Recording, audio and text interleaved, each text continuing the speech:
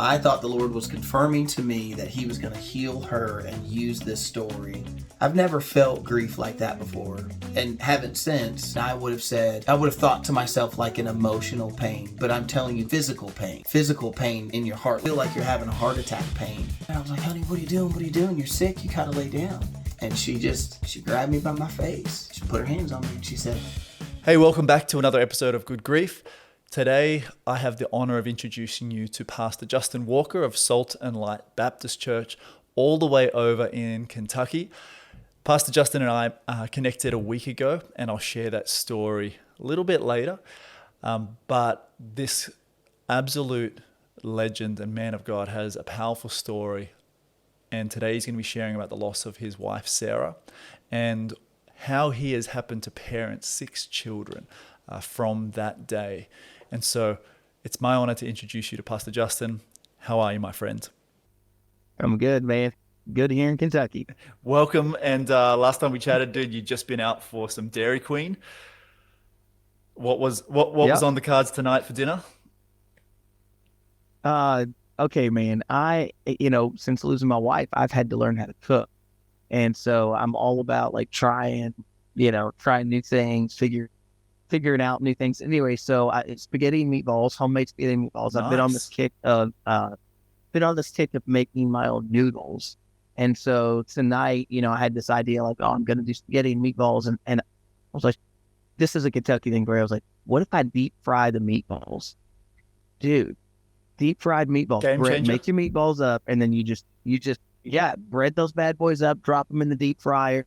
It would go well at the Kentucky State Fair, but it was absolutely delicious. Man. It was like country fried steak meets meatball. Anyways. Okay. I will say that I don't think I'll ever be allowed a deep fryer in our house. So I'm probably just going to have to crash your place at some point. All okay, right? man, I can, it's a Kentucky thing. I have to have a deep fryer, like a pan and some oil will do it. It's just, if you're real redneck like we are, you get a deep fryer, you put it in the cabinet. I've got my iPad here. I'm taking notes. All right, I'm taking notes. Man. It's a real honor and pleasure to have you on the podcast. And you mentioned it there briefly. We do want to speak about yourself and your wife Sarah, and the loss and the journey that you've been through. But I just want to give some backstory as to how we connected. It was only, I would say, less than 2 weeks ago now. A good friend, Christian friend of mine, Sandy Ritchie here in Australia, sent me a video on Facebook. And when I opened, because he said this might be permanent to your Good Grief podcast, and I thought, all right, I trust Sandy, good friend, faithful man. I clicked on the video. And the first thing I check for is like the length of a video. And I'm like, man, this is a long video. Cause I don't know about you. You got one of those Facebook ones. Yeah. I'm used to being sent like 30-second reels, and this video is like 15 minutes. So it's already 30 times longer than what I'm used to. And I was like, there must be a reason he has sent me this video. It was your face and on the screen. And the first time I'd ever seen, and you were speaking about the loss of your wife, Sarah, 2 years prior on the anniversary of the second year.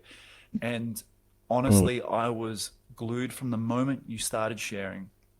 My heart was absolutely broken to hear of your story.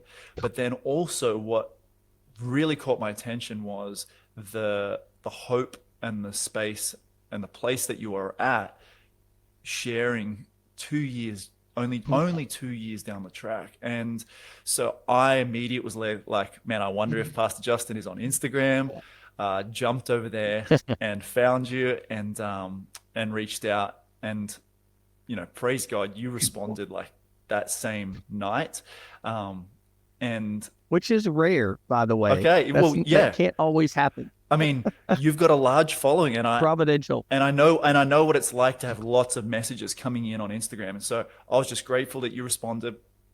And the next day we happened to jump on a call, which happened to be the 3rd anniversary of Sarah's passing, which I didn't know. And so for you to take that call and for us to chat was incredible. And so, dude, it's an honor to have you here. I'm so grateful I was sent that video. So grateful you sent the message. But would you just share first of all, I guess what Pastor Justin's life looks like now, currently, Sure. as we stand? Currently, the current life. Yeah, because this blew me away. This blew me away. Oh man, like where do I even start? Um, life right now, first and foremost, I'm a homeschool dad, so I've got 6 children, and 4 of them are still at home, and so I've got my two oldest daughter moved out, 4 children still at home, homeschooling those 4 children, pastoring a church. We're not the largest church around, but we're large for where we were. We were a long time, really tiny little church, like 18, 19 people, meet in an old warehouse. And that was our church for about 10 years. And then the year that my wife got sick, the church started growing. And so we went from, in the year that she got sick, we were probably 30 or 35 people in church on a Sunday morning. And, now we're, 400 people. Wow. That happened. We went from 30 to say 400. So, 10 times growth. Yeah. And yeah, in about the span of, maybe 8 months, 9 months, we just really rocketed in growth. And so a lot of people, so working out a lot of details at church, homeschooling 4 kids. And then simultaneously, Instagram just started to pop off. It started with Facebook. It was strange. I wasn't doing much with Instagram. And then, people were catching on to the story of Sarah, and they were catching on to what was happening at church, and local newspapers were doing write-ups about what was going on at church. And it was like all this stuff was happening kind of all at once. And so, all of a sudden somebody calls me one day. They're like, have you seen your Instagram? And my Instagram went from like, no joke, like 40 followers. And that night it was like 4,000. Whoa. And we were like, what is going on? And, that we had a couple of videos that were, I don't know, they're viral. I don't know if they're that. The one that I was sent, lots of views. The one that I was sent on Facebook, man, that was a viral video. There's hundreds of thousands of views and reactions and comments. Yeah, if we're calling hundreds of thousands viral, then definitely several that started to do that. Some reels that were doing that, some longer videos that were doing that. It was like, one day they're at 1,000 views, and the next day they're at 55,000. Next day they're 105,000. They were just big growth, real fast. And all of these messages, like I had to turn off my messenger, my Facebook Messenger. Just had to, turn everything private. Mixed within that, people trying to be helpful were finding me, sending me stuff in the mail, and wow, that was scary to say the least. Like, sure. And I know that those things are real, but when you don't have anybody following, it didn't matter. And then all of a sudden it was like, oh, there's people actually following. Wow. So life just looks different now. It was funny. Like I've got, I think there's 10,000 on Facebook right now, almost 100,000 on, I think it's like 94,000 on Instagram, and then another 10,000 on YouTube. And so I got these messages recently from Meta that were like, you have to change your login. You can't log in the same because you have so many followers. You have to have a authenticator and whatever. And so, yeah, it was pretty interesting. So, and I know, I mean, yeah, go ahead. What I really love about you is how humble you are. It's obviously not about the followers, and you would not trade that for the life you had. Like 100%. And so to have, I would go back to quiet life with my wife if I could.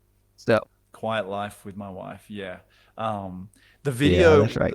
I mean, there's so much stuff for us to talk about on this episode. We might just need to have you back. But some of the things I want to unpack today, I want to really hear, Sarah's story and the journey you guys went on. I want to hear about parenting children. A lot of our audience, struggle to go, how do I deal with my grief when I've got children to look after and their grief? I want to hear about your perspective as a pastor, because many people who experience grief aren't pastors. They're people under under a pastor or in a church. And so I'm looking forward to hearing some of your thoughts around that. And then also some of the work you're doing. You're building a Christian school that you want to be for free for students. Is that Did I get that right when we chatted? Yeah. Man. Okay. Yeah. So Tuition free. tuition free. So to Yeah. say that you're So busy is an yeah, understatement at the moment. and that's in the middle of a book conversation and a video Bible study series that's being potentially professionally filmed. Um, yeah, it's Yeah. nutty right Okay. now. All right. And So let's start here. so Can you please just do us the honor of introducing your beautiful wife and the journey that you guys went yeah, on? yeah, yeah, sure. So just to give the super brief, we had this wonderful story, high school sweethearts, met. I was 15 when we met. And funny part of that, we were on a mission trip with a church, and and she didn't really have much interest in me. There were a lot of boys that had interest in her, and so there was another girl in the youth group named Sarah. That Sarah came up to me and she said, "Do you like Sarah?" I'm talking about my Sarah, my future Sarah. I didn't know it. Uh-huh. And I was like, "Yeah, but don't tell her." And she comes over the next morning. We're all sitting around eating some little Debbie cake honey buns or something, and this other Sarah comes over to me and she said, Sarah said that she likes you like a brother. And I was like, "Oh, great." And I literally said that. I was like 15. I'm like, "Oh, great." And she was like, "Oh yeah, and she hates her brother." And I was like, "Dang." But for the rest of the week on this mission trip, all the kids like forced us to sit together. Like they'd block all the other seats at the table and be like, "Oh, right there." And so everybody's kind of like playing around. I remember I was putting up some insulation in the wall, and I was in the corner, and Sarah was working on some drywall on the other side. This was a real mission trip. We were doing some work, and Sarah's on the other side, and I hear her go, "I can't find the stud." Talking about like the Yeah, in the wall. 2x4 stud. Uh-huh. Yeah, and she goes, "I can't find the stud," and somebody goes, "He's in the corner," and everybody started laughing, So and so I good. just it just kind of went on all week. And anyway, so on the way home, we sat beside each other, and we got back to the church, and she goes, "Well, are you going to give me your number?" She was so plain. She Whoa. just, "Are you going to give me your number?" So I gave her my number, and we talked on the phone, started dating, and we dated all through high school. We dated from that point until we were 18, got engaged, got married at just 18 years old. 19, bought a house, 20 years old. Right before I turned 20, adopted my 2 oldest girls, and then she got pregnant the same year. So 0 kids to 3 kids in a year, and that was when we were 20. Man. And so we had a 10-year-old, a 2-year-old, and a newborn. Yeah, so you had a 10-year-old when I you was were just 20. Yep. Yep. And so we went through that, and those are probably stories for other times, but they were, just taking in 2 girls and have teenage, when I'm going through when my wife and I should have been in our honeymoon period, we were raising these kids. And so I'm saying that to say, and then by the way, in the middle of that, started business and went to seminary all at the same time. And so we kind of went through all of that. And then it was like life just kind of got quiet. And so we had this kind of like, quiet life. I mean, there were things happening. I had a business, and we planted the church. And so that was a big deal. And those things aren't big deals, but, it was kind of like we were homebodies. We were here, and we were comfortable in life. And so she had her own things going on too. She loved videoing. And so she was doing some YouTube channels, and she had a blog going, and it started really picking up traction. And so she was in the middle of that. She had like a fitness blog, and it was all, it was all faith-based and female-based. It was like, 4 females. Yeah, she was helping women with their health, right? And their fitness. Yeah. She actually went, she got her certification as a personal trainer through, I don't know, whatever company it was. So she got certified as a personal trainer, and it was right as she got certified as a personal trainer that she got diagnosed. Wow. And so for us, that looked like it just started as pain in her side. And so she's super healthy, super fit, like, eats right. She's juicing, and she's making her own shakes, and, we're eating organic food, and she tries to, she's trying to cut out red meat and all this, she's doing all the, and that's by choice. I mean, that's by choice, not before any diagnosis. She's doing that because she wants to be as healthy as possible anyway. Right. Yeah. And she just, really about living a healthy lifestyle when she's doing it. And here I am, like knocking back putsies, chugging ones, like she's over there like, "Oh, I'm going to have, I made these kale chips, And and a I'm like, green well, you juice. enjoy Yeah. those. Yeah, I got some. Yeah, I'm like, I got some Lay's over here. Sure. And anyways, she had this pain in her side, and it just kept increasing, and we were kind of, attributing it to maybe cramping, and then maybe we were attributing it to maybe a pulled muscle, and finally she's getting to the point she's doubling over in pain. So we went to the ER, and the ER said, you're fit, you're healthy. We give you an X-ray. We can't see anything in there. You probably just pulled a muscle in your stomach. Give it a couple of days. Go home and ice it. Well, we put ice on it, and just Whoa. that lit her on fire. Oh man. And yeah, so maybe 3-4 days goes by after that, and I came home from work one day, and she is on all fours crawling down the hallway. And I was like, "Oh, honey, no, we're gonna go back. Like we gotta figure out something. Like this isn't right." Yeah. So we went back to the hospital, and this time when I told them that, they gave her, I guess, a CAT scan or CT scan. Yeah. They give her a CT scan, and put her in the machine, give her a CT scan. We're sitting there, we're in the office. We're kind of, I'm being my typical self, trying to like make light of stuff and joke around, like digging through the drawers of the doctors or whatever, trying to be funny, and trying to like, the doctor comes in, and he said, we found a 8-centimeter mass on your colon, and we need to talk to oncology tomorrow.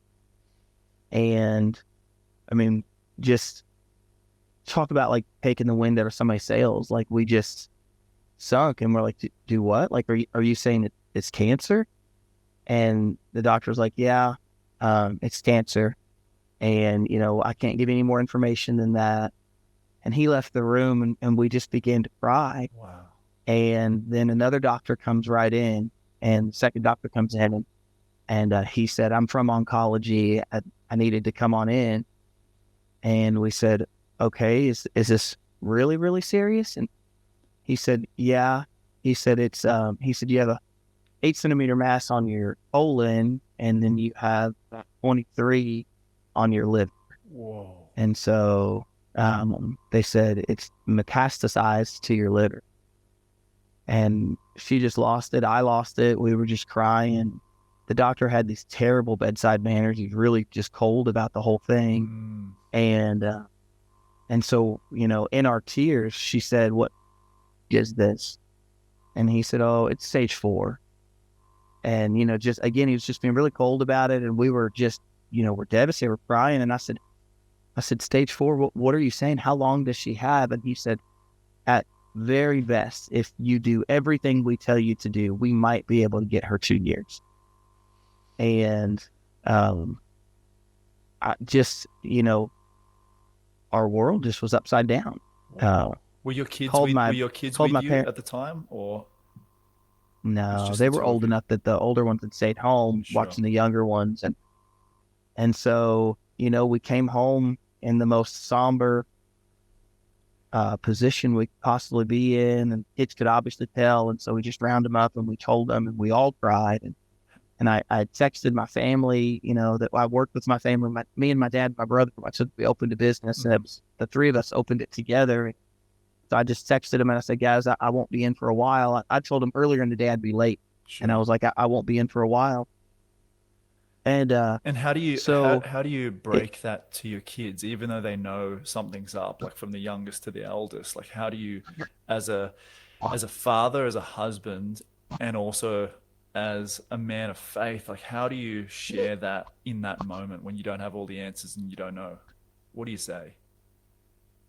I think just exactly what you just said is what we said. We pulled the kids in, and we told them to, have a seat. And by this point, like when we said come in, and they saw the way that we came in the house, we, told them to come into our room. And so, and at the time there was 5 in the house. My oldest hadn't got married yet. He was still 16.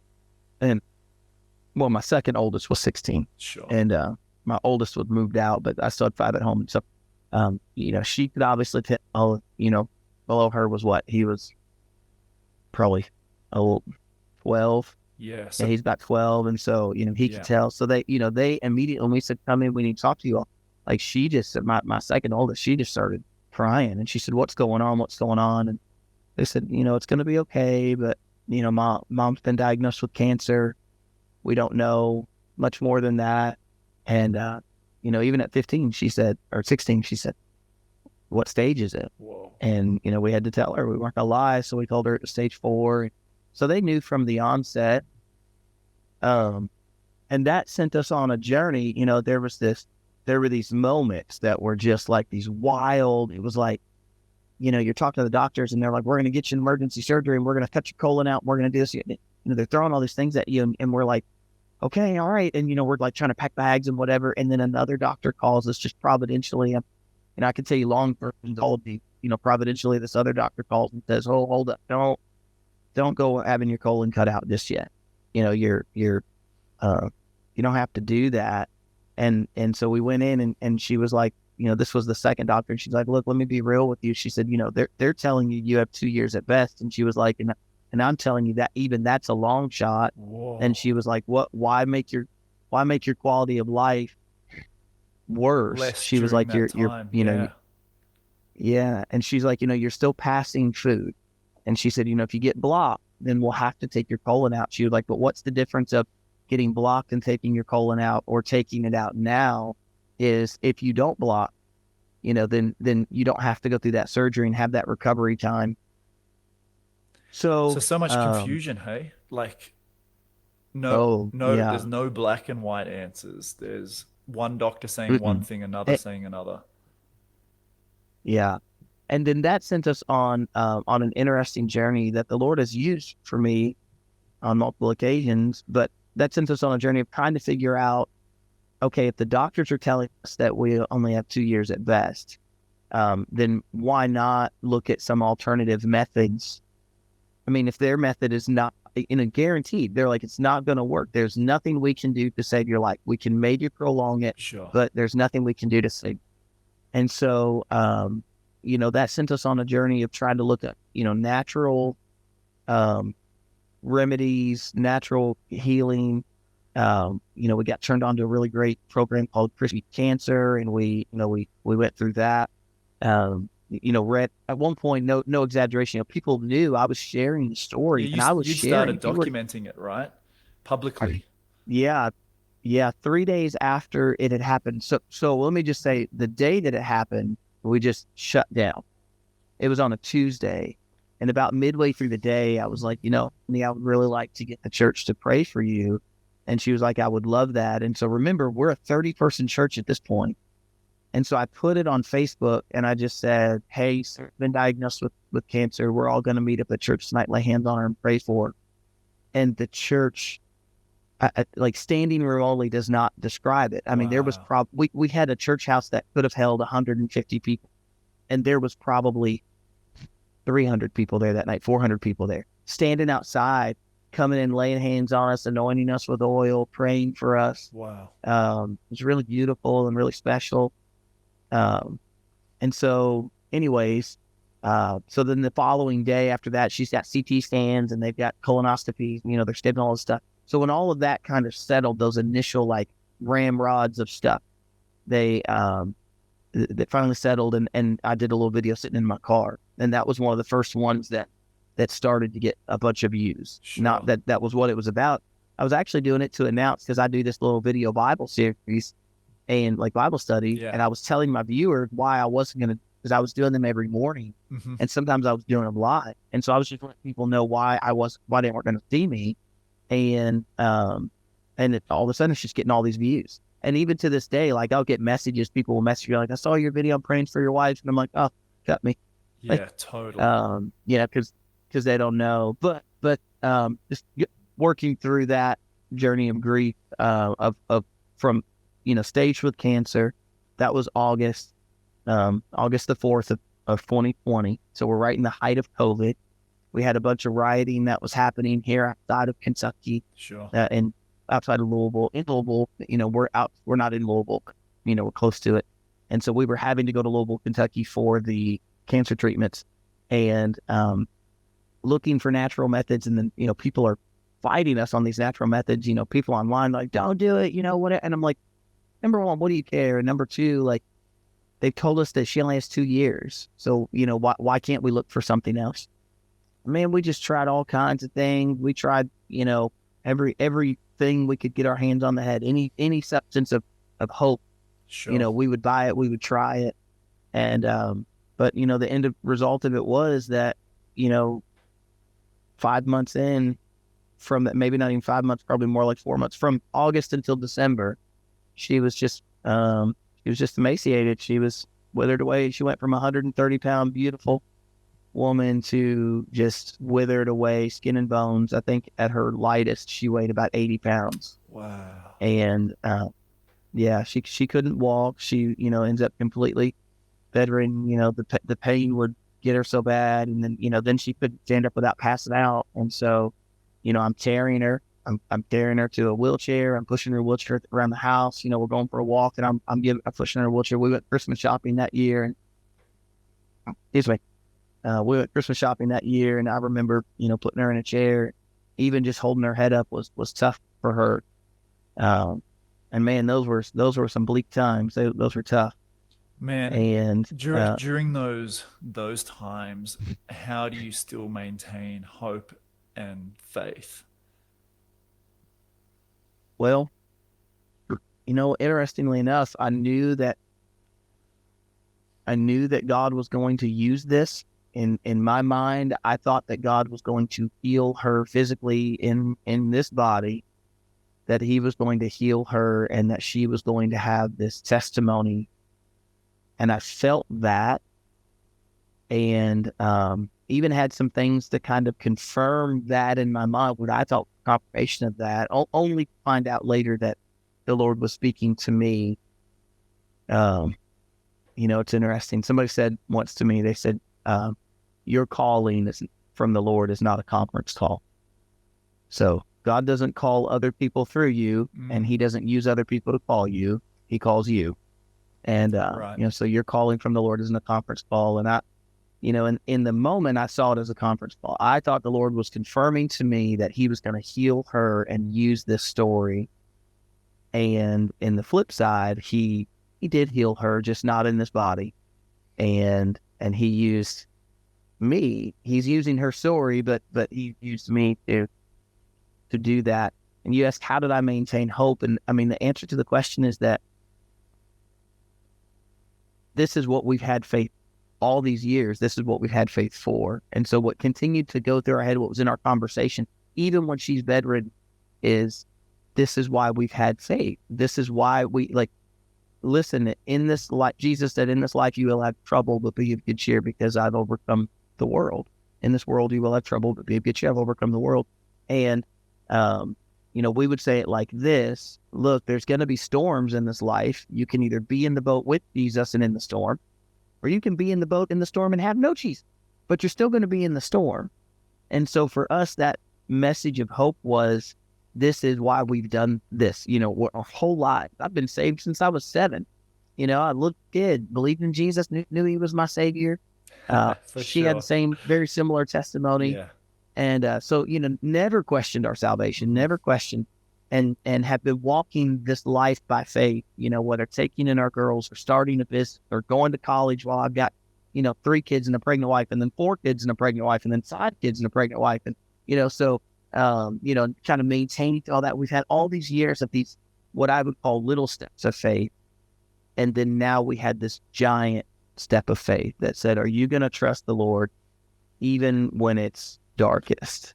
And I think the lesson I could give you from that would be, when you think that it can't get any darker, that is not necessarily true. Whoa. When you think that's it, like it can't get any worse than this, I'm carrying my wife to the toilet, and I'm having to give her a bath.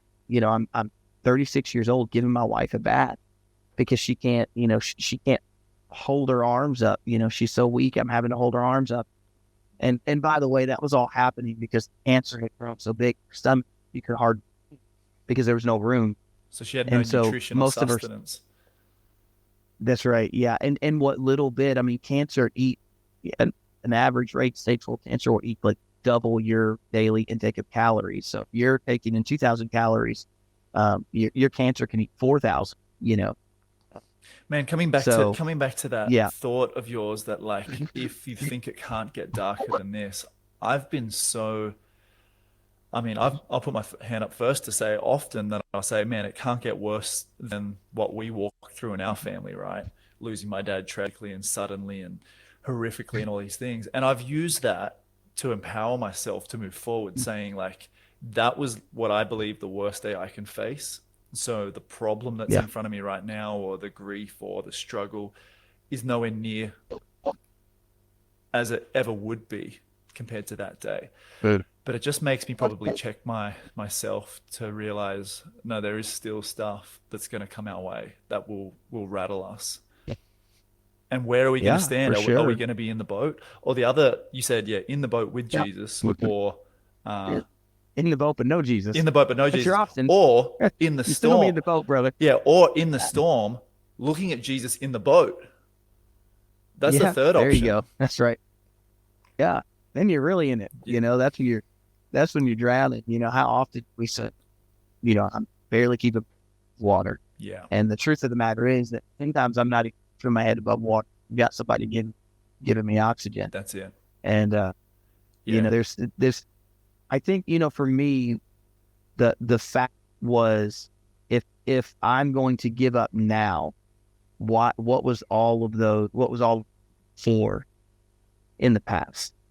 And even still, I would still hold to, like, even though the things that I've walked were dark and tragic, and I mean, I've never felt grief like that before, and haven't since. Those initial waves of grief, she died, are almost indescribable. People would call it pain, and I would have said, I would have thought to myself, like, an emotional pain, but I'm telling you, physical pain. Physical pain in your heart, like feel like you're having a heart attack pain, pain in your neck. I ended up with a, physical ailment. Like, I ended up with a kidney stone.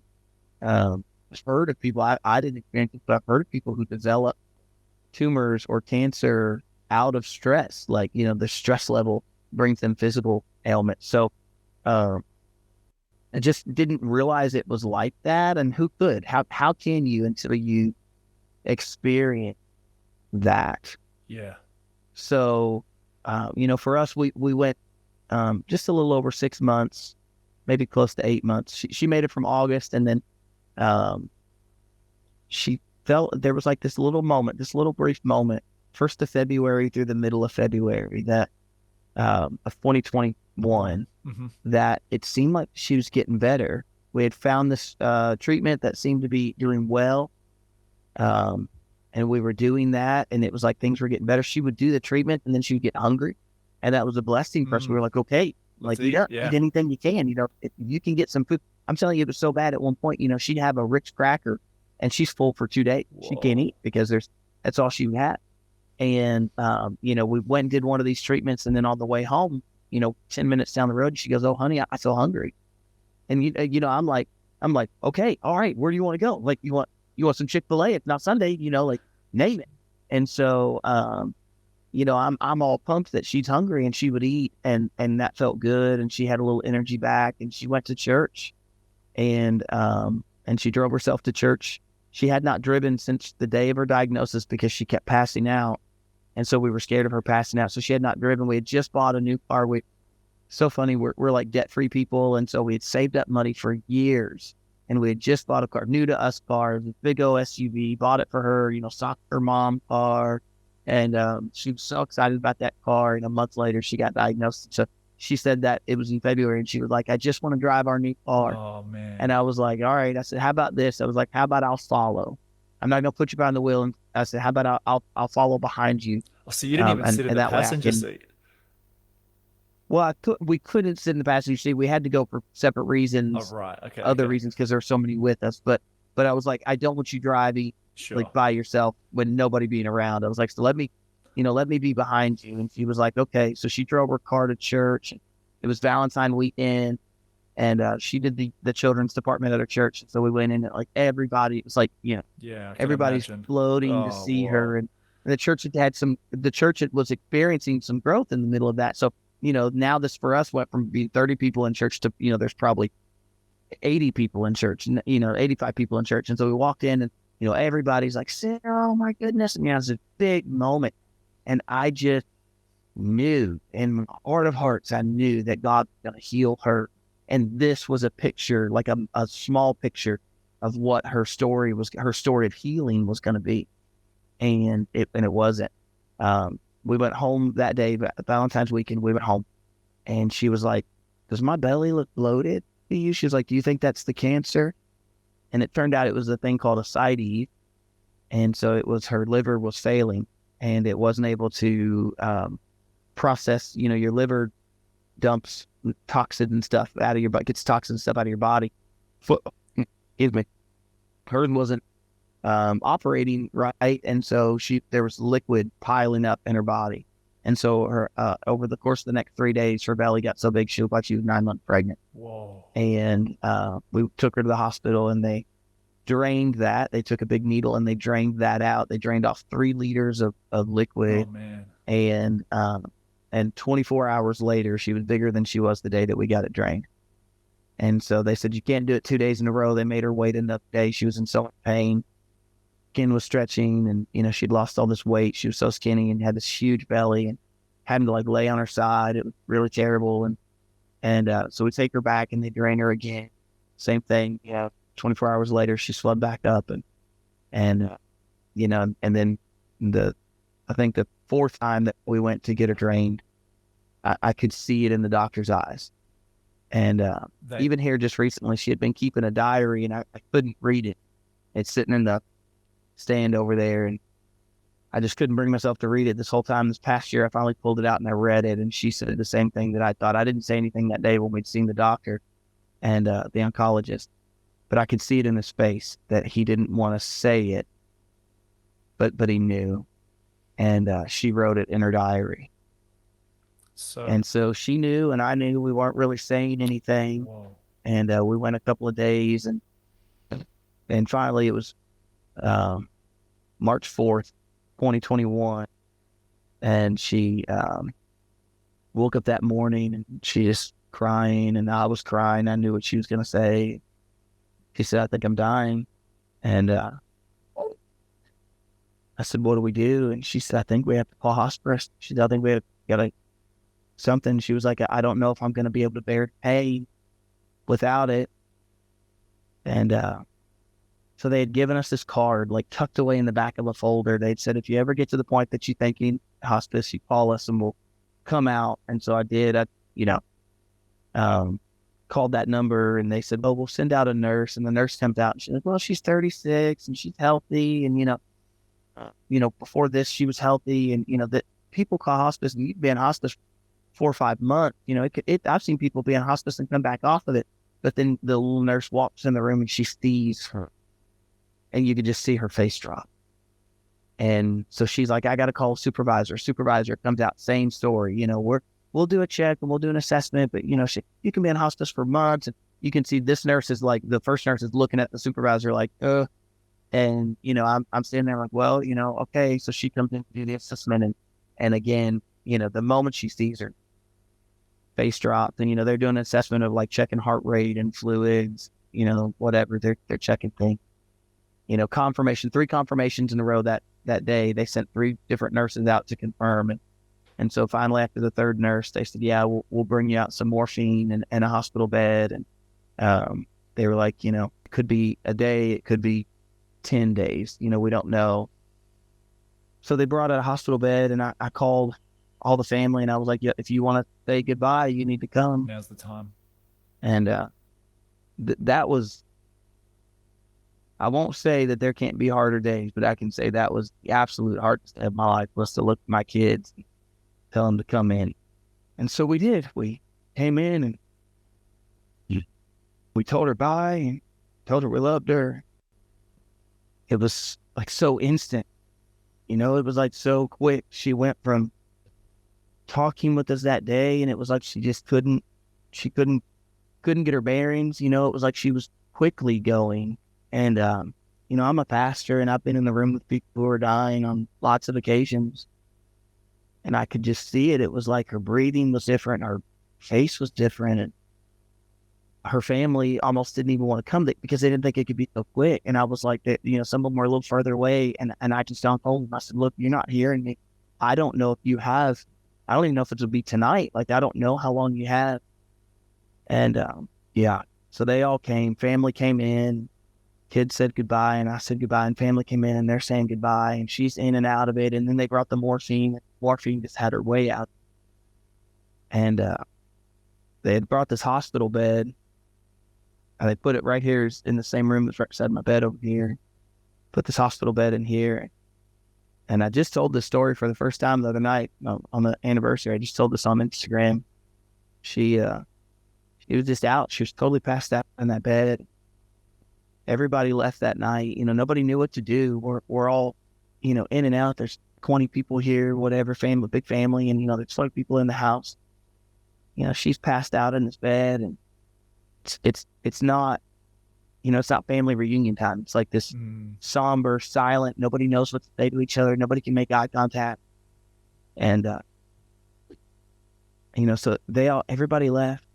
The kids came in and told mom good night and that they loved her. They all went to their room. I was just laying here. I had to give her morphine every couple of hours. And so I had this little timer going, and I was just crying and losing it. I mean, I'm losing my mind. And I fell asleep.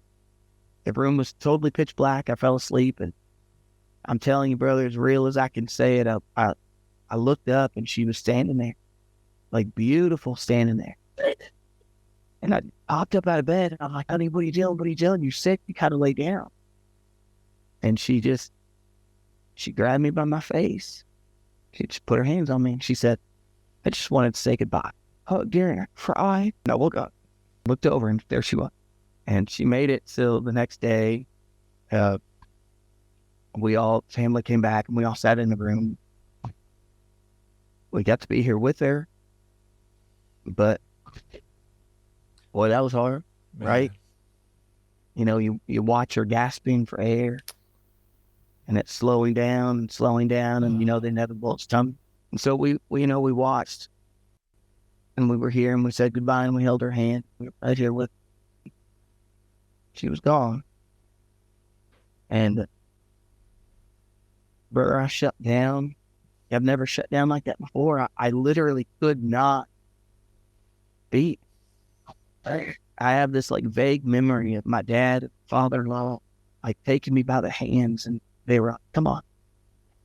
And they took me out of the room, and I was sitting out there, and everybody was like, are you okay? Are you okay? Can we talk with you? And I wanted to say like, I'm not okay. But you couldn't say anything, huh? I literally couldn't say anything, and I didn't. That was about in the evening, and they came and they got her. Hospice came and got her.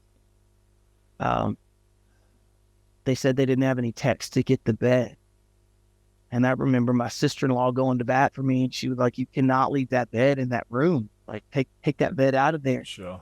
And they were like, we can't. My brother stepped up and he was like, I'll take it apart. And they were like, you can't do that. You know, insurance, you can't take the bed apart. And he was like, heck, I can't. You know, he's going to come in here and he's going to take the bed apart.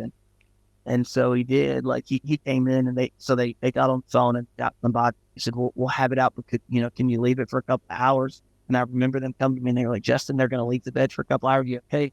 And I couldn't. I can't explain it. Like, it sounds like you'd be faking it, but I'm telling you, like, the words couldn't form. No, totally. Absolutely. And, you know, everybody, even that night, like, everybody stayed until like 1 a.m., 2 a.m. They were all still here. And I remember my sister-in-law coming up, and she said, we're scared to leave. You know, we're scared you're going to do something. I just sat here. I couldn't speak. And, you know, finally everybody was like, we're going to go, you know, we're right here. So I remember, you know, they gave Jenny, you know, numbers, and, you know, make sure they were on speed dial and whatever. And, you know, they kind of put her on, you know, I guess watching me.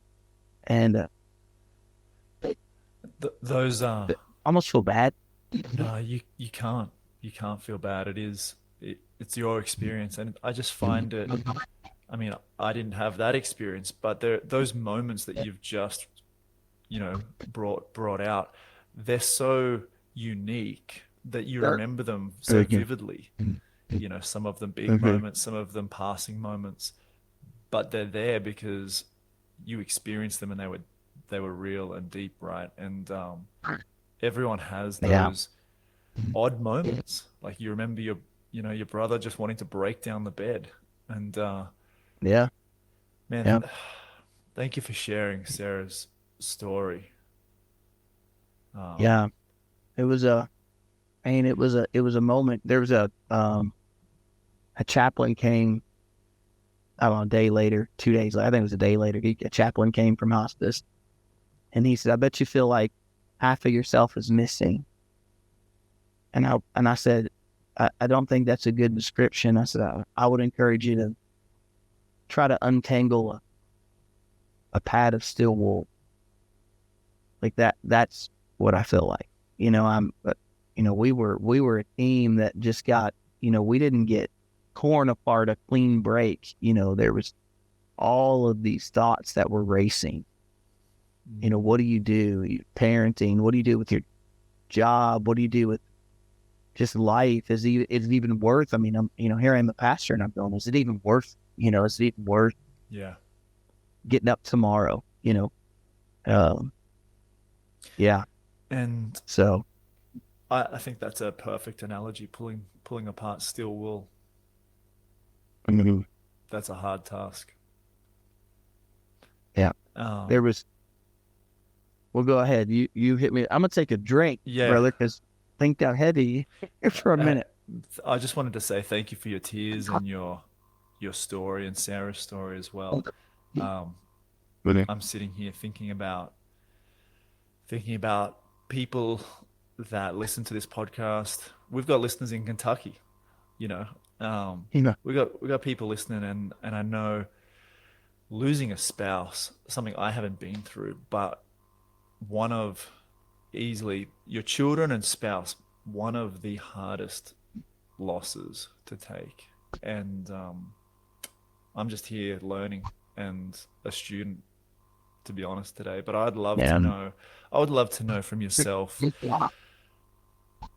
as a pastor.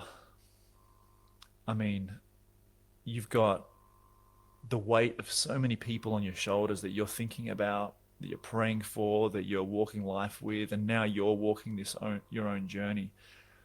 What changed for you in leading people and empathizing with people, as you walk this journey? Yeah. Well, I guess I would give two things. The first one be in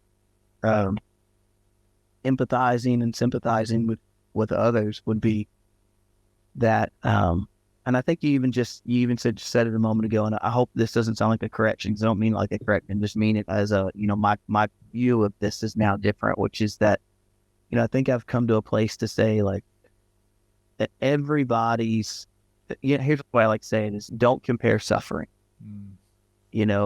Everybody's suffering is unique. You kind of mentioned a moment ago about that unique side of my story, and everybody's story is unique. And, all grief is painful. I think that when it's someone so close to you and something so big in your life, I think you could probably have a similar type of grief in a divorce situation, or, Sure. Maybe somebody who's, maybe they're at the top of their game in their business, they lose their business. I could see that being a grief that could cause, a similar disorienting type of feeling of being untangled from, whatever part of life that could be. And certainly those things are different than the grief that I experienced with the loss of my wife, but not to take away anyone else's pain. No, absolutely. And I think that's just one of the reality that happened for me, was to say, like grief, sure, it's not just a temporary thing, whether it's, a child losing a pet, or whether it's a kid losing their parent. That's the other side of, I'm sitting telling my story. I've got 5 kids in the house. And, that was a big reality check for me. Was, I went silent that night, and I'm the type of person that I get up at 5 a.m. I seriously go to bed at midnight and get up at 5 a.m. just about every day. And, there's so much to do, and I'm just a go-getter all the time. And anyway, so after that night, and then people were at the house for the next few days, church friends, and family, people were at the house. But, that has to subside. And, even just 3-4 days later, people weren't at the house. And I just didn't want to get out of bed. And I just laid there. And I'm telling you this for this reason. I just laid there, and it was like, 8 a.m., 9 a.m., which I know doesn't sound like some people are like 8 a.m. Is that big a deal? Well, for the guy that's up at 5 every morning, it's a big deal. And so like 8 a.m., 9 a.m., 10 a.m., 11 a.m., finally it's like noon. And I didn't sleep. It wasn't like I was sleeping. I was just staring at my ceiling, contemplating what's the point? I had put all this work into life, and now life felt very worthless. And I'm not saying it was worthless. I'm saying it felt that way. And I was just laying there contemplating, like, I couldn't care. I'm telling you, the world could have been on fire, and I would have laid there and burned up. I did not care. And but in that moment, there was this little rap on my door. And I just laid there, didn't even move my eyes, just come in. And I hear the door open, but I didn't really hear anything else. And I looked over, and I'm telling, like the Three Stooges, like 5 heads. They're all just kind of like sticking through the door. Yeah, and my oldest daughter, she was like, "Dad, are you okay?" And in that moment, I realized how unfair that would be to my children to stop, to give up. And, I thought to myself, and she even said, one of my kids said, "You scared us a little bit. We wanted to make sure you were okay." They were scared to come in the door thinking maybe I'd hurt myself or something in it. Yeah. And I thought, that's not fair to them, that they have to face that fear. And so, again, I'm saying that, like, lessons learned of mine was like, everybody's experiencing something. Tragedy, grief could be one thing, but, other people experiencing other things, those are hard for them. Like, I don't know, it just brought a new level of sympathy to say, I just see it differently. Like, my perspective is different as I look at people. And I deal with a lot of hurting people. I mean, a lot of hurting people. And, to recognize that what they're going through is, in their moment, the biggest thing in their life. Totally. So I think that's that's phenomenal. probably like the number one thing that's really changed in my perspective. Yeah. And then the idea of like carrying everybody else, that's another paradox shift, right? There's this shift that happened where I realized there's a story in the Bible where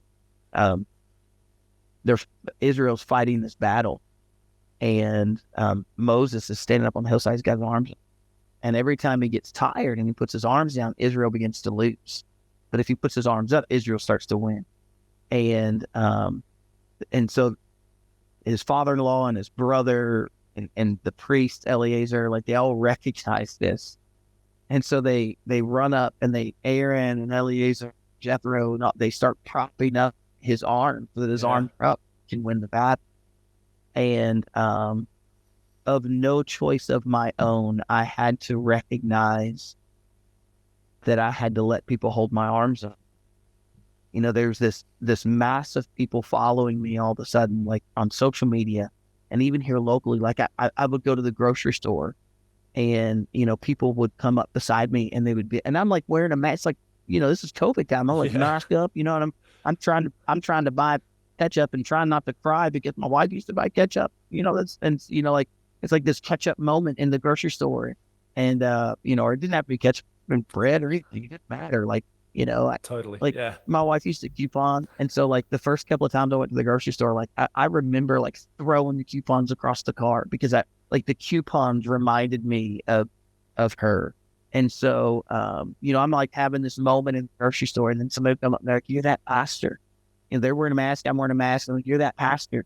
And so then, I can't tell you how many times I went to the grocery store and people would buy my grocery because they recognize, and they recognize that story. And I know not everybody gets that. A lot of people go through grief and they go through it all alone without everybody seeing. So true. Yeah. In my case, everybody did see, and it made me as a leader recognize the positive element of allowing people that space to help And That's and powerful, I man. needed it. I needed my arms propped up, and they needed my arms propped up.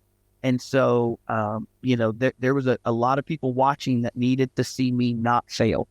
They needed to see me be able to continue on because they needed their own hope of like, tell me that, this isn't going to be the end for this guy. Because if this is the end for this guy, then, what's going to be the hope for me?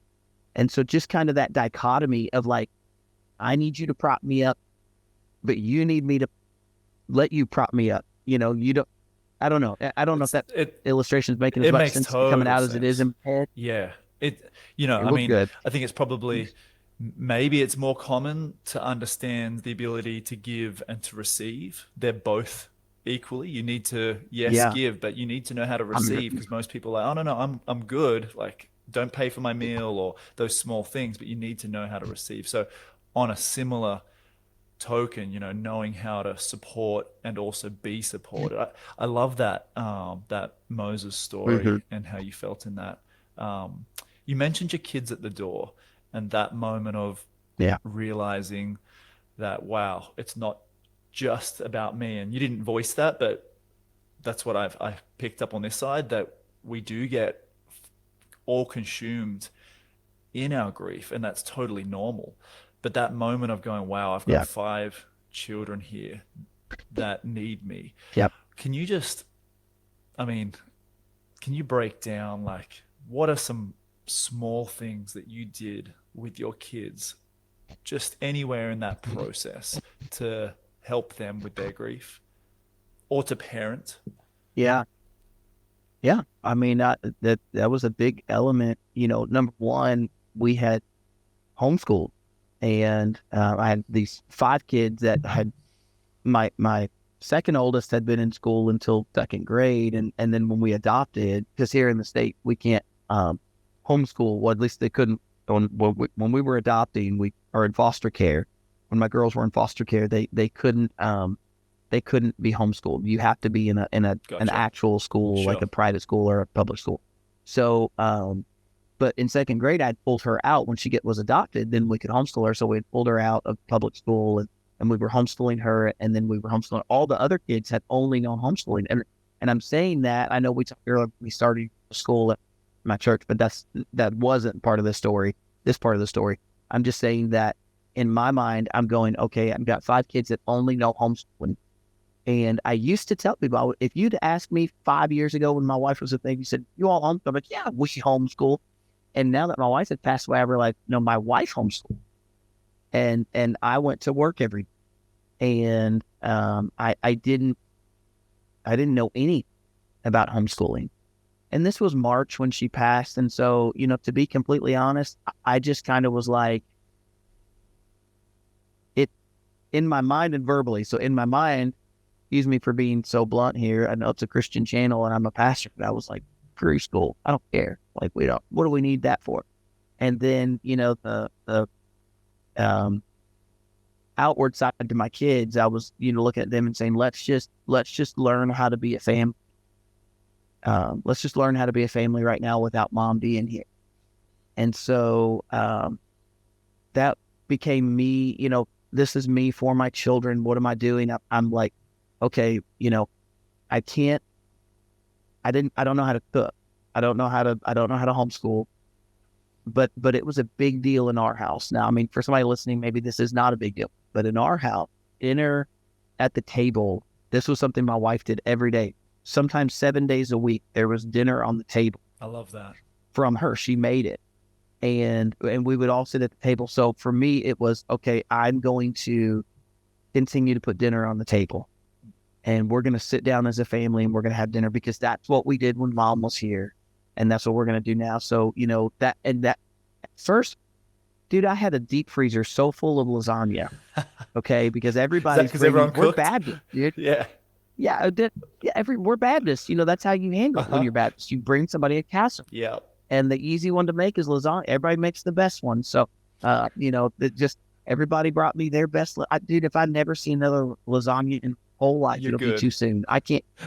I seriously have some PTSD about lasagna right now. But that everybody's bringing lasagna and they're bringing casseroles and they're bringing chicken pot pie. some people were like, I know you probably get tired of that. I brought you a gift card to Uber Eats, order something you want. That's And awesome. so for months, I didn't have a chance to cook because I could. There was so much food coming in. So you were able just to And there were some you people. were able to continue that tradition, like Yeah. by the grace of others bringing you food before you had to learn to cook.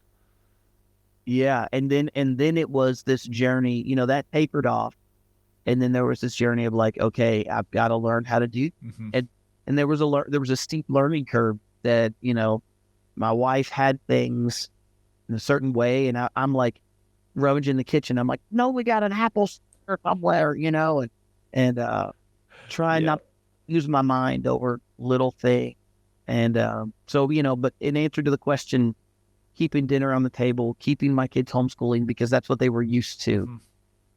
Man, I had this huge, if you had asked me again, when my wife's here, if you would have said, okay, are you fight or flight? I'd have been like, oh, I'm a fighter, and I still feel that way, kind of like, get me going. I'll puff my chest out. Right. Yeah. But in that moment in grief, I realized that I had this burning desire to run away. I wanted to pack my kids up in that big old SUV that we had bought, and I wanted to drive away. I didn't want to know where I was going. I didn't care where I was going. I wanted to empty out my bank accounts, leave the house and the business and the church and everything behind, and just drive and not stop. And I knew that that wasn't healthy, but that was the feeling I was having.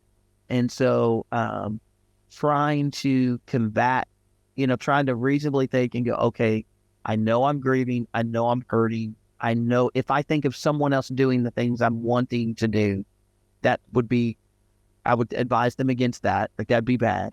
So it was like a combating those things, those negative things that I might want to do with these kids that are dependent on me, and they need life to be normal. Yeah. Wow. And so then the third one I would give you would be, I also tried to watch them individually and accept the fact that if my grief was my own, people would try to say things to me. I had one person that was like, oh, I'll say you can come over to my house and break stuff.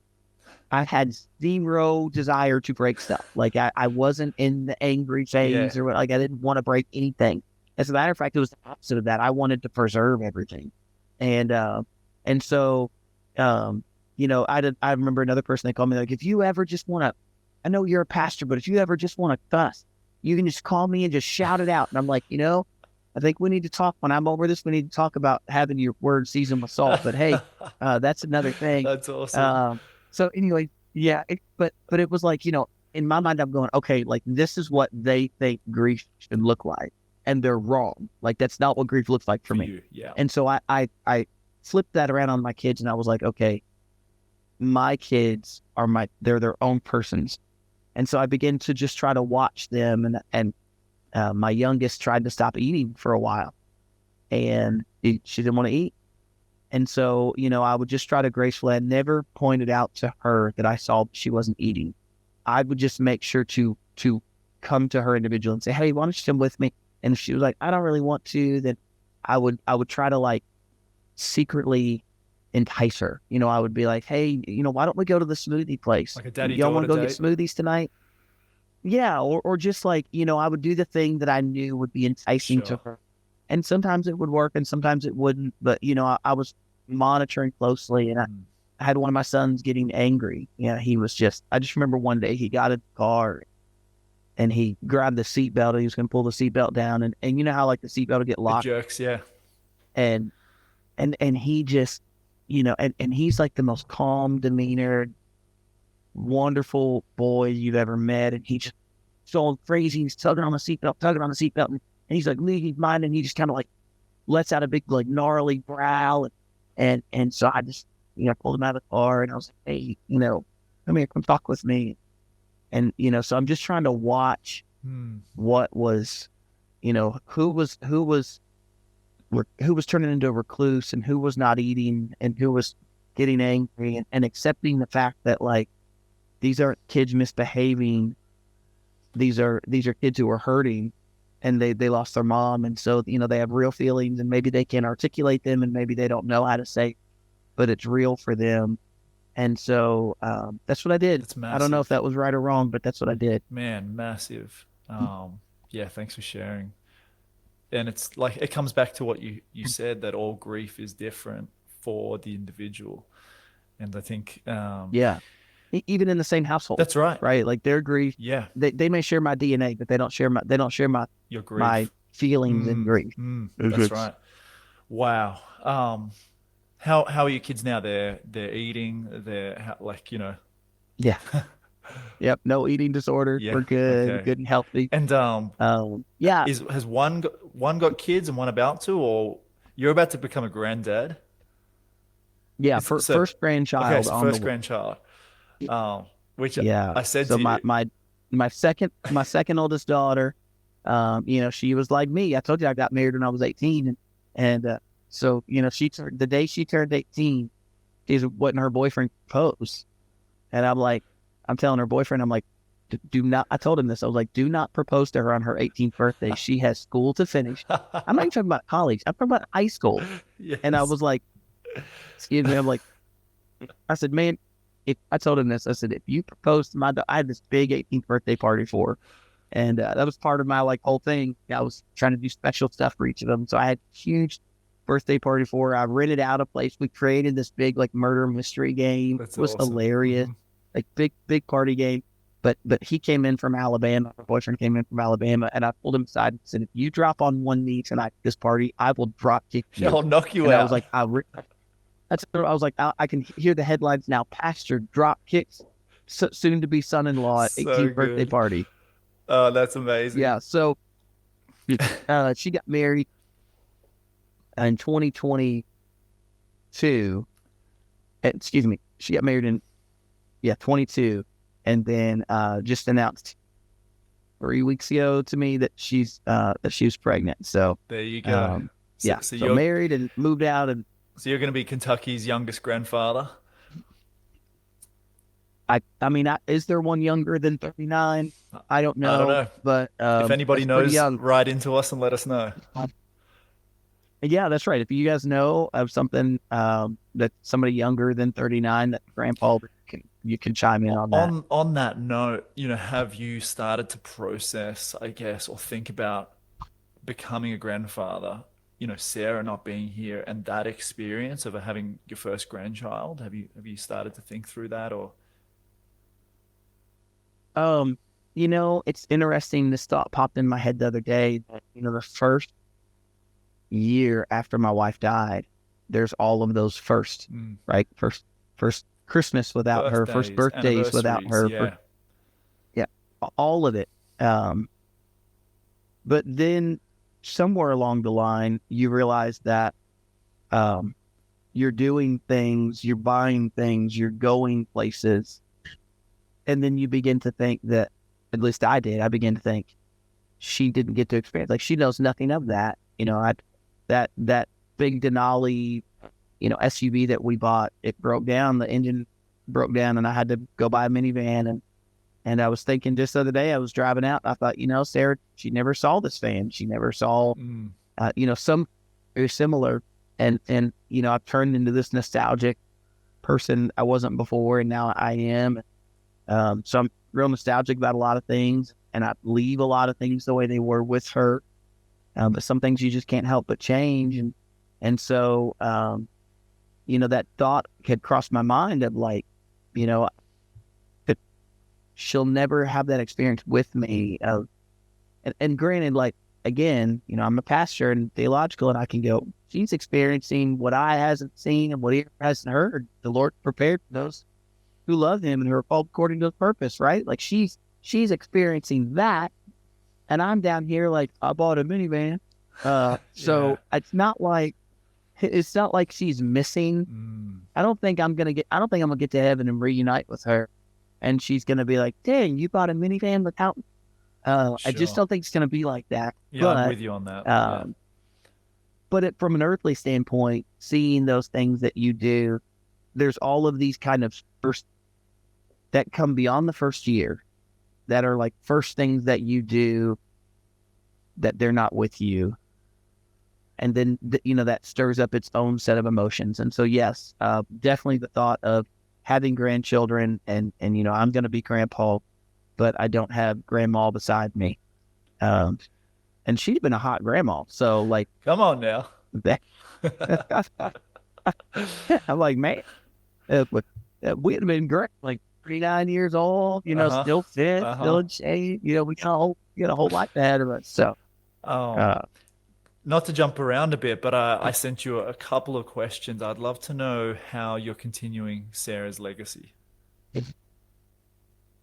yeah, well, I think that the number one part there is that I have made no, I have made no effort to shy from talking about um, her and uh, acknowledging her in everything. I mean, if it's in my sermons on Sunday morning or if it's in podcasts that I agree to do.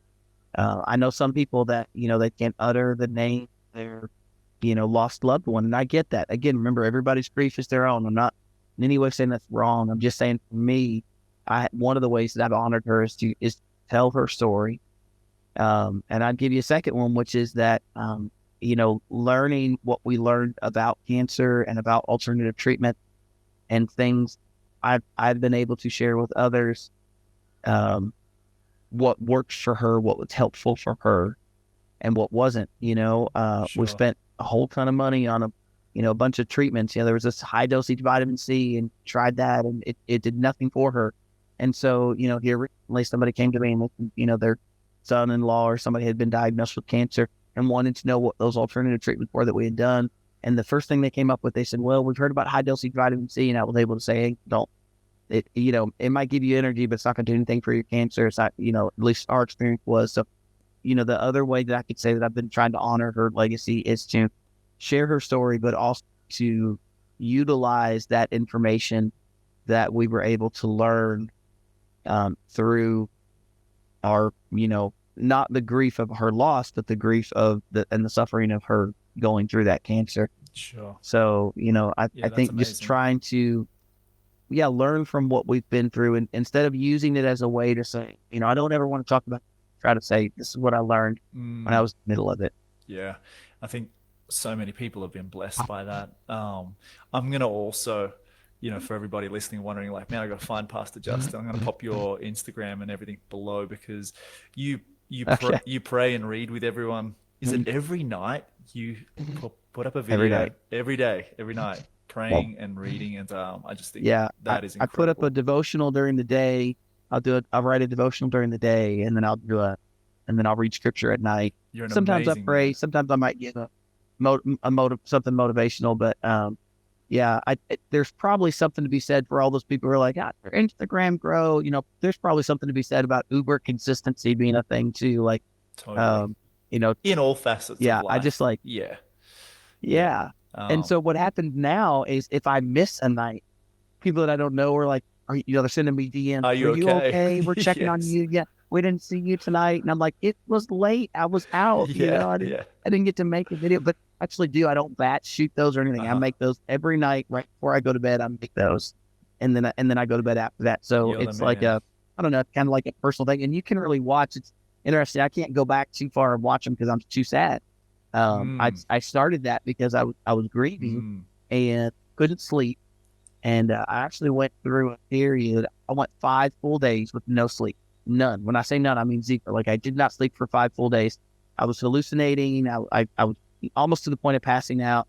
And finally, anyways, got through that. But then I was still struggling to sleep. And nights were just really hard.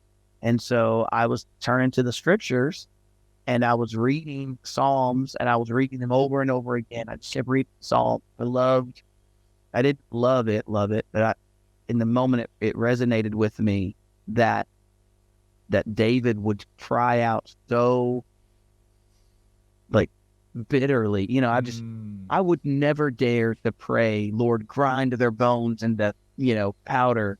But when he was upset at his enemies, his prayer was grind their bones. And, Yeah. when he's crying out because he's in pain, it is like, I am in the deepest despair. I'm in the lowest of pits. And those extreme hyperboles of of the Psalms just resonated with me. So I was reading them, and then I began to bring to Instagram. I would just pop on for a minute, and I would say, "Hey, come read the Bible with." And so some of those early videos, it's like 3 a.m. and I'm sitting in the dark, Man, I with just a little I can light on. tell I can tell now when I wake up and I see your face pop up only a few hours ago that you were up late because the time difference is serious from Australia to Kentucky, US. On the topic of I scripture, told you I'm a midnight to I 5 a.m. know, person. I know. So Yeah, on scripture, what's like we could go so many places, but like is there one that you just hold close to your heart that like saw you through the storm?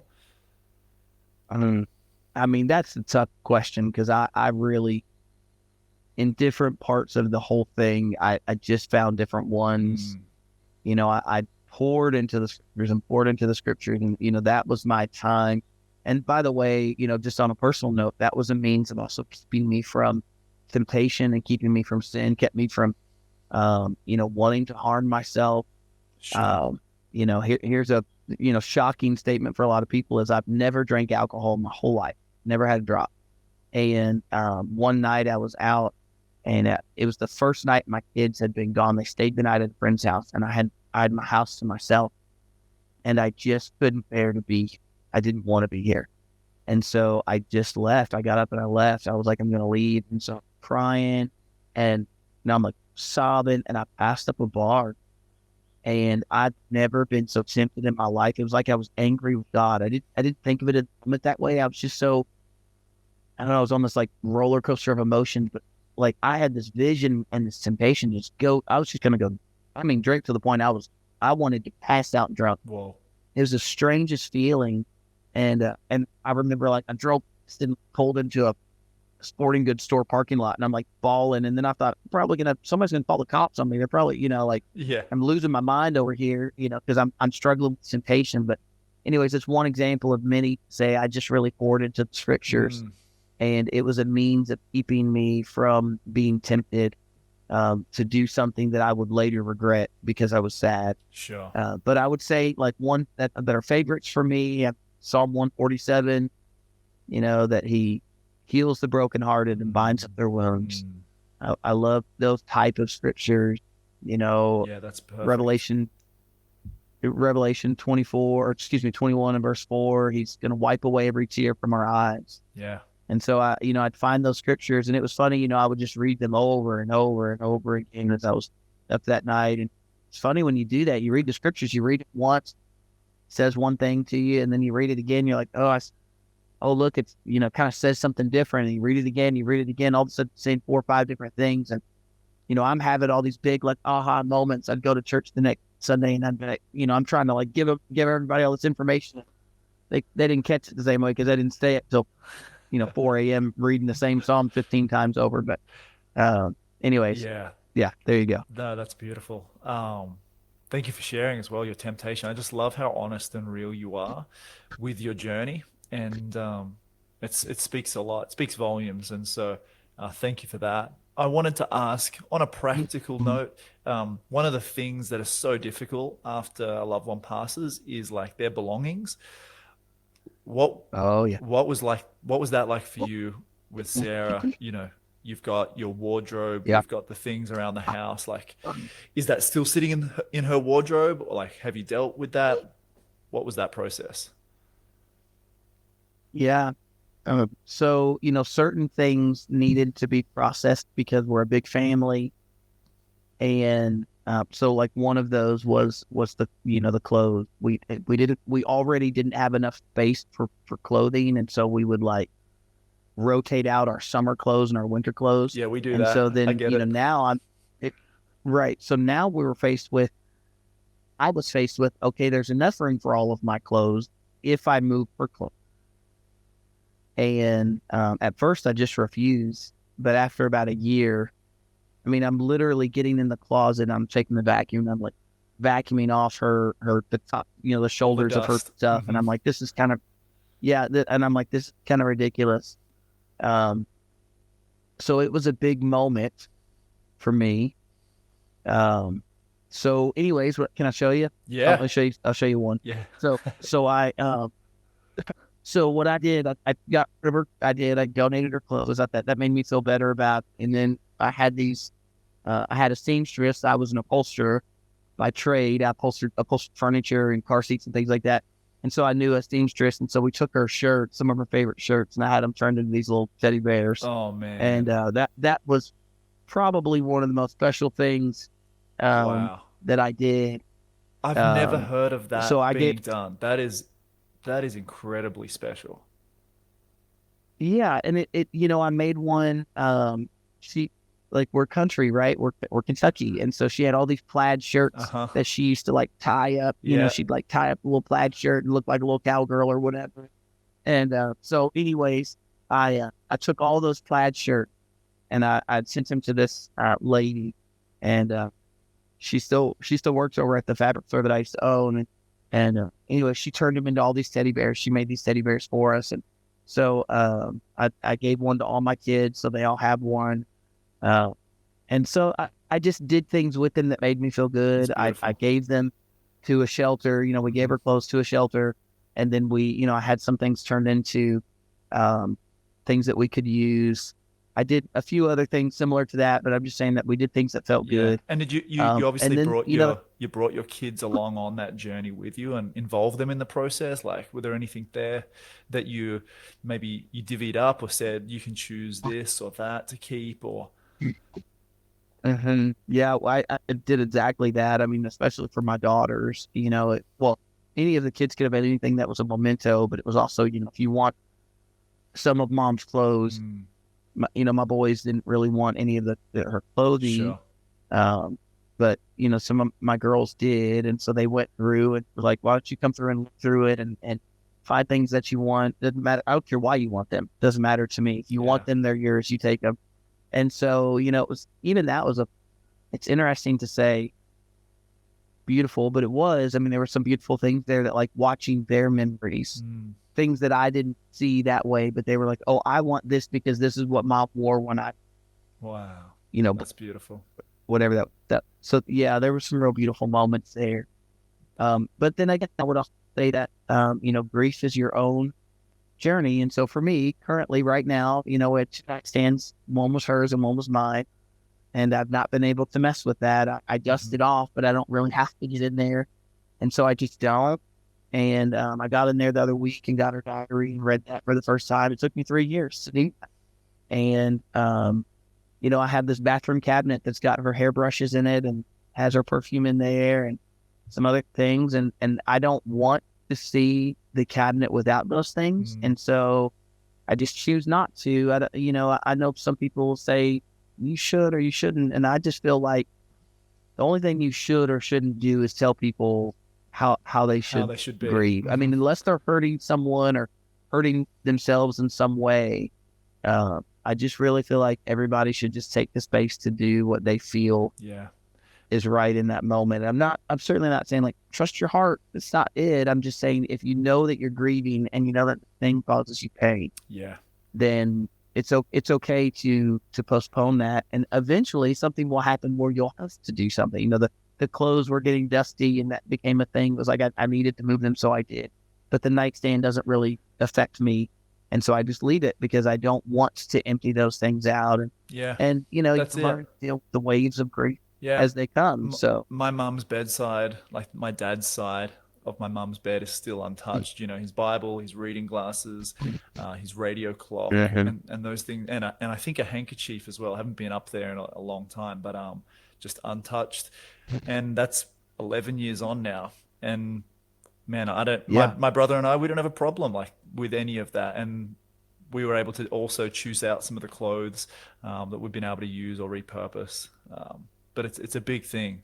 And what about her jewelry? Yeah, same thing. I offered that to my daughters, and they pretty much took most of that. Yeah, Some of that my son wanted, they took it, um, and I think one of my sons might even have a plan to like maybe give that to his wife one day or something. wow. I think that would be really special. So Mm, anyway, so just divvied up those things that the kid wanted, and try not to hold anything sacred from children if they want it. Now, other sure. people have wanted things that I'm like, that's kind of ours. Yeah. Like I know that you may want that, but that's kind of our thing. But if it's one of my kids, it's something that was mom's, and they've said they wanted it. Um, there have been like certain things that the kids have been, like not necessarily. She had a tripod for her phone, and I was one of the kids being like, can I take that tripod? And like the internal side of me was like, that was mom's, but then I'm like, yeah, it's a tripod. Like, yes, you can. Yes, totally. I Yeah. want you to take that.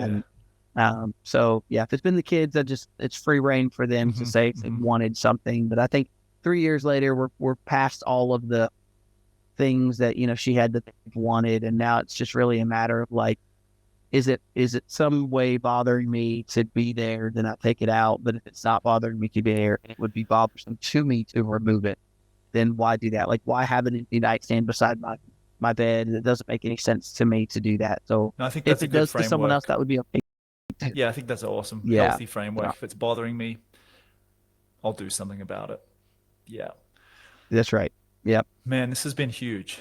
I know it's late over there, or not by your standard, but by like It's late, man. It's dark. it's dark. Yeah, right. We're talking about daylight Yeah, savings it's just pretty dark. before. Um, man, Yeah. thank you so much for spending this time with me.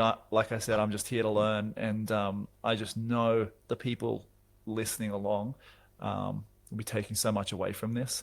I'm going to make sure I can put all your socials below so that people can find those. With your school, I'm curious. Maybe you can spend 60 seconds just telling us about the school. Is that something you're inviting people to be a part of in terms of helping fund that, or serve or teach at? Like, where are things out there? Yeah, all of the above. Okay. And you're learning, man. I'm a long-winded guy. My last name's Walker, but it probably should have been Talker. So, but if you give me a limit, I'll try to stay within it. So, but the school is exactly what we've said, tuition free, but that doesn't mean that it's volunteer. We want to pay our teachers. We want to pay Awesome. our headmaster and principal. We want to have good equipment. And so, yeah, it is a tuition free school for the student. Yeah. The student All the rest is the one who can come. requires funds. It requires money.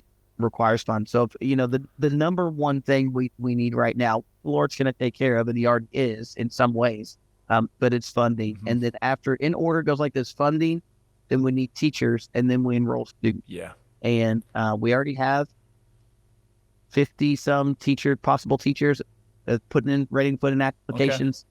We've got well over 200 students that have already said they'll come if we open, which we're obviously planning on opening. So the big component right now is that we collect enough funds. If anybody wants to know more about it, Yeah. Can I drop they a can go link? to the church web. Yeah, and I can tell you what that is right here. Yeah. It's saltandlightbaptist.org/school. And so saltandlightbaptist.org/school. And then you can find all the information, Awesome. stuff all about the school, what we're doing, what the vision is. So Cool, my man. I'm excited to see what God does over there through you and through the school. Mhm. And man, I can't wait to come and hang out, get some Dairy Queen, or probably not lasagna Yeah. because that's on the blacklist. But that is blacklisted. That is, not it's not gonna happen in this house. yeah, So, maybe we'll have some deep fried meatballs, spaghetti. dude, now I'm down for that was that. pretty amazing stuff. So, right. Well, and if I come your way, we're surfing. So, Yeah, we can surf, man. um, We'll take you surfing. We'll take you straight from the beach straight do to. you surf? Like, is this a thing that Oh you man, do? you put me on the spot. I can, but I don't. So Okay. I've got other Ha- hobbies, out there. Like I'll take. Is it just that you're like not interested in surfing? It. Like you've tried it and you're like, yeah, it's all I right. don't wake up dreaming about surfing, and I know over here that's like innate for surfers. They wake up and they're just thinking about the surf. It's not in my blood. I love going for a swim. I love going to the beach, but it's not something I think about. That's me. Yeah. See, I'll take you for rock me, it's climbing like though. this. It's I'll take you rock climbing. okay. Yeah. All right. I mean, like with some gear, it's just free, No. free handed, whatever. Yeah. Like, Well, I won't put you through the no gear experience. I'll take you with some gear. We'll get up there. We could probably do, yeah, anywhere from 50 to 150 feet. I've got to speak. boy, you go. I got to speak in feet. For all y'all out there in the US. Over here, my mind is I calculating could, meters and feet. I was gonna say I could convert it to meters if you said I had a fabric store, so I can do meters. But yeah, we'll get down. We'll do some of that. And so, dude, I can't wait. Like I said, one day we'll connect in person. It's gonna be amazing. Thank you so much for blessing us with yours and Sarah's story. There's been so much here, and I just can't say thank you enough. So thanks for hanging out. Well, you're welcome, man. I appreciate you having me on. It's been enjoyable. Sorry I made things a little heavy there in the middle. Yeah. That's what real. do you do? It's real, and that's what we're about. So Yeah. maybe there'll be a part 2 to this at some point. So I appreciate you, brother. Yeah. All right, man. Thank you. Hey, if this episode has touched you and you've been blessed by Pastor Justin's story, all we ask is that you would share this with somebody to help them on their journey through grief and loss. And from the bottom of my heart and Kaylee's heart, we pray that you are blessed, and we're praying for you daily on this journey. So until next episode, big love from Kaylee and myself and Pastor Justin. Speak soon. Bye for now.